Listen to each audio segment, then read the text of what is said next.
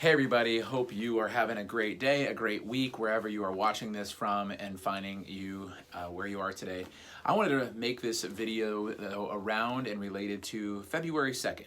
February 2nd has a few things going on, Groundhog Day, fun thing there, and stuff like that. But more importantly, this year in 2023, February 2nd, it's been a month. 1 month from today, 1 month ago, was the day where Damar Hamlin from the Buffalo Bills had his tragic event on that Monday Night Football game where he was fighting for his life on the field and off the field and in the days to come.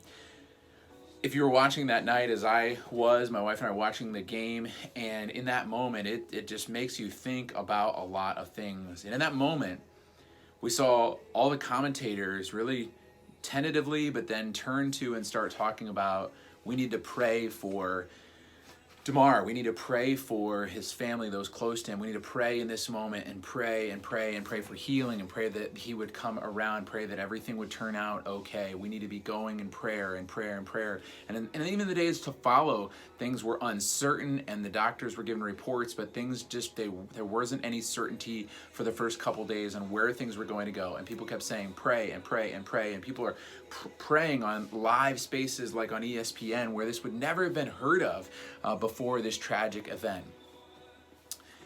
But the reason I'm thinking about it today is because, if we're honest, a couple weeks later, as Damar is doing better, everything just everybody moved along and moved on, and we moved on in the NFL with what's coming next and getting to the divisional playoff games. And now here we are about a week and a half away from the Super Bowl. Everybody's got their sights set on the Super Bowl. It's all set to go. And fortunately, in that regard too, I'll just say real quick, you've got the different quarterbacks for both the Eagles and the Chiefs who are saying, praise God for this and praise God that they've gotten to the Super Bowl.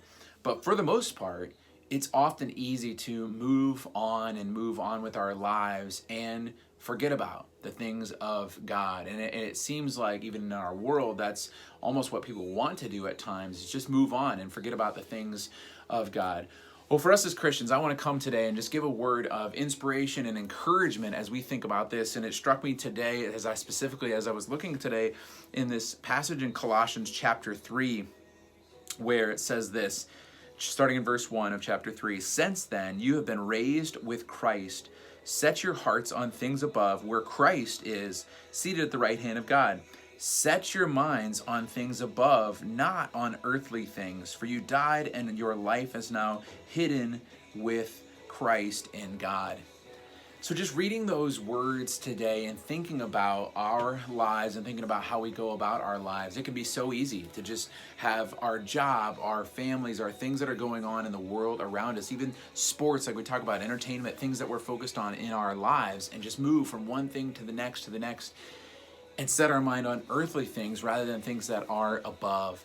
So I want to encourage us today, as we're a month removed from this tragic event, but people seem to have moved on.